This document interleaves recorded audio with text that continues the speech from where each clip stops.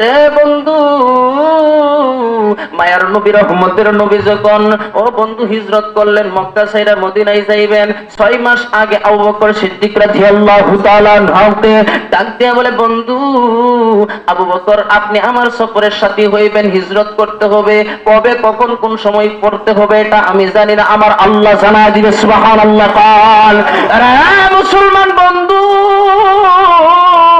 আবার আল্লাহ রাব্বুল আলামিন নবীকে অর্ডার কইরা দিলেন, নবী গো, আপনার মক্কা ছাইরা মদিনায় হিজরত করতে হবে।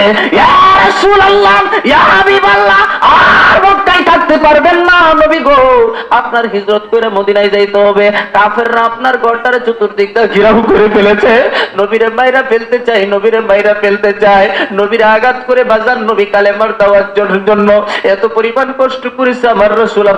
নবী নবী তো মক্কার জমিনে দাওয়াত দেয়, কেউ মানে না, বিভিন্ন রকমের আঘাত গালি সহ্য নবী আবার করতে আরম্ভ করলো। নবী আমার তায়েফের ময়দানে চলে গেল, যায় বলে, চাচা ও আমার নানার দেশের লোকেরা, আমি তোমাদের কাছে কালেমার দাওয়াত দিয়ে এসেছি। এইবার 3 জন নেতার কাছে ডাক দিয়ে বলল, ও আমার মামারা, ও আমার আত্মীয় স্বজনেরা, আমি আব্দুল্লাহর বেটা মুহাম্মদুর রাসূলুল্লাহ নবী হয়েছি, কালেমা স্বীকার করো, মূর্তি পূজাকে বন্ধ করো। যদি তোমরা মূর্তি পূজাকে বন্ধ করতে পারো, এক আল্লাহর গোলামি যদি করো, আমি নবীকে যদি তোমরা মানো, আমার আল্লাহ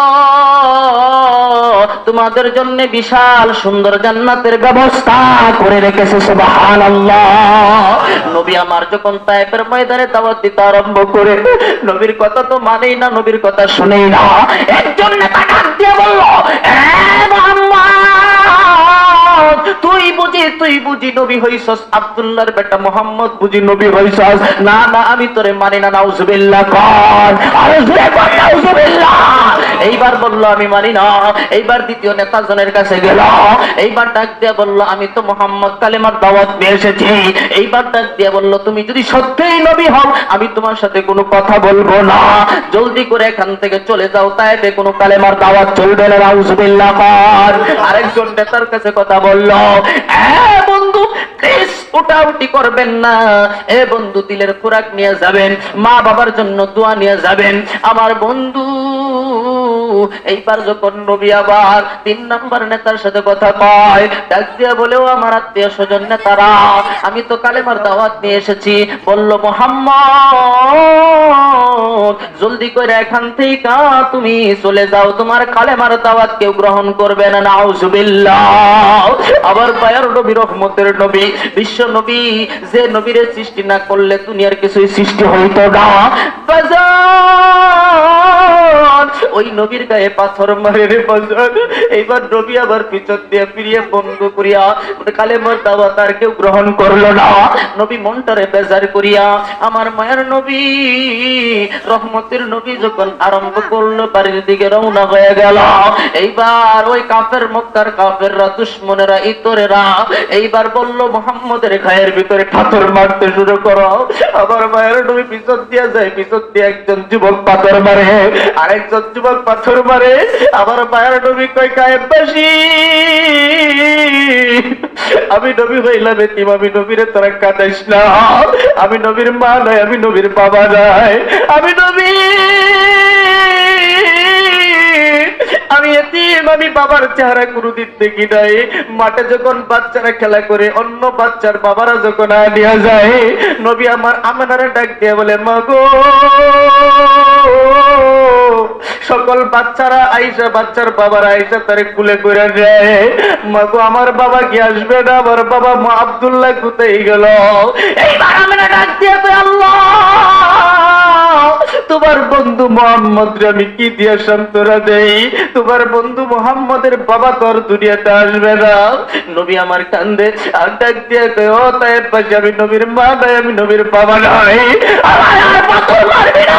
নবীর পিছন দিয়ে টাস করে একটা পাথর মারে, আল্লাহু আকবার কর।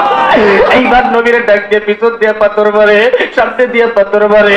আমার নবীর চক্ষু মুবারক দিয়ে গড়গড় করে পানি বের হয়। আর ডাক দিয়ে, গমাই রোনা মাই, রোনা পাথর মাই রোনা, আমি নবী এতিম নবী তোমরা জানো না মাইরো না মাইরো না পাথর আমি এতিম নবী তোমরা জানো না মাও নাই বাবাও নাই দাদাও নাই আমি এতিম নবী আমার তোমরা মাইরো না কাফেররা বলে তুমি নাকি পাগল নাউজুবিল্লাহ নাউজুবিল্লাহ এইবার কয় মুহাম্মদ তুমি নাকি পাগল তোমারে পাথর মারতে বলছে আমার নবীর পিঠ মোবারকটা জাজরা হয়ে গেছে নবী আমার জ্ঞান হারায় ফেলছে জিবরাইল আইসা বলে ইয়া রাসূলুল্লাহ ইয়া হাবিবাল্লাহ নবী গো ইয়া রাসূলুল্লাহ এই যে পাহাড়ের দুই পাশের ফেরেশতা নিযুক্ত আছে আপনি যদি বলেন নবী গো তাইলে তাদেরকে ধ্বংস করে দেই